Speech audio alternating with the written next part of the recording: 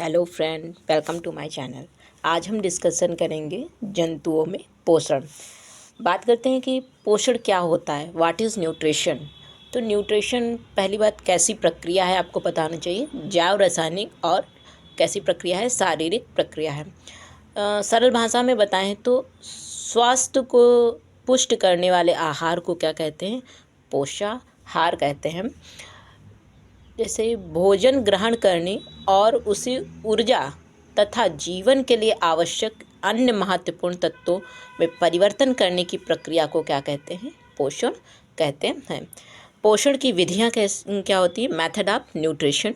तो दो होती हैं, एक होती है आपकी स्वपोषण और परपोषण। स्व का मतलब जो स्वयं अपना भोजन बनाते हों, जैसे कि हमारे पेड़ पौधे, हरे पेड़ पौधे, नीले हरे शैवाल, ये कैसे हैं, स्वयं भोजन बनाते हैं, किसी पर आश्रित नहीं होते हैं। फिर आता है आपका दूसरा पर पोषण। पर मतलब दूसरे, जो दूसरे जीवों पर निर्भर रहते हैं उन्हें कहते हैं पर पोषण, हेट्रोट्रॉपिक्स।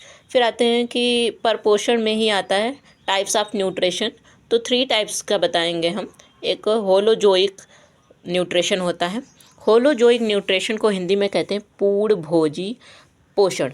होलो और जोइक दोनों से मिलकर बना है होलोजोइक। होलो का मतलब होता है पूर्ण रूप से या पूरी तरह से, और जोइक जैसे जंतुओं जैसा।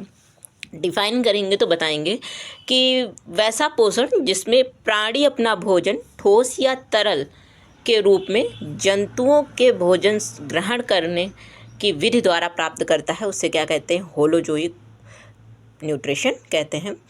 इसमें कौन कौन से आ जाएंगे, जैसे हमारे शाकाहारी आ जाएंगे। हर्बीवोरस शाकाहारी जो केवल पेड़ पौधों से ही भोजन प्राप्त करते हैं, जैसे हमारी गाय हो गई, भैंस हो गई, घोड़ा हो गया, बकरी हो गई, ये सब हमारे कैसे हैं, शाकाहारी। फिर मांसाहारी जो शाकाहारियों का भक्षण करते हो, खाते हो, मांस का खाते हो, वो क्या कहलाते हैं, मांसाहारी कहलाते हैं। जैसे कि हमारा शेर, बाघ, चीता, तेंदुआ और लोमड़ी। फिर उसके बाद आता है सर्वाहारी। सर्वाहारी मतलब सब कुछ खाने वाला, जो शाक भी खाए और मांस भी खाए, वो सर्वाहारी होता है। जैसे कि मानव हो गया, बिल्ली हो गया और कुत्ता हो गया, ये कैसे हैं, सर्वाहारी है। फिर आता है अपमार्जक। अपमार्जक को हम कहते हैं कि जो हमारा वातावरण है, पर्यावरण है,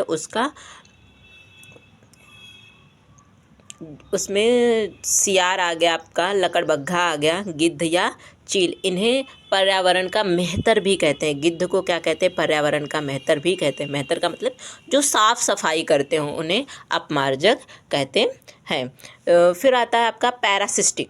पैरासिस्टिक 2 शब्दों से मिलकर बना है, पैरा प्लस सिस्टिक।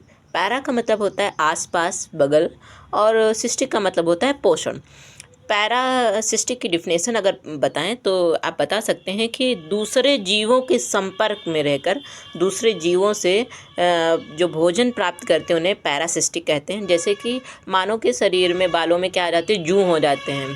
तो जुआ क्या है कि मनुष्य का क्या लेता है, खून लेता है। जैसे कि खटमल हो गया, वो भी मनुष्य का क्या लेता है, खून लेता है, उससे अपना पोषण प्राप्त करता है।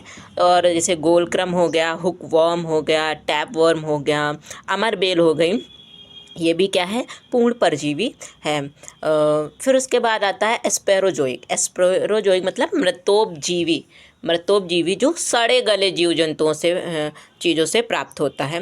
जैसे कि आलू के छिक्कल सड़ गए, उस पर उगाना, जैसे कुकुरमुत्ता हो गया, कवक हो गया, जीवाणु हो गए, ये सब हमारे क्या हैं, स्पोरोजोइक हो। स्पोरस प्लस जोइक से 2 से मिलकर बना हुआ है। स्पोरस का मतलब होता है अवशोषण और जोइक का मतलब आपको पता है, जंतु जैसा।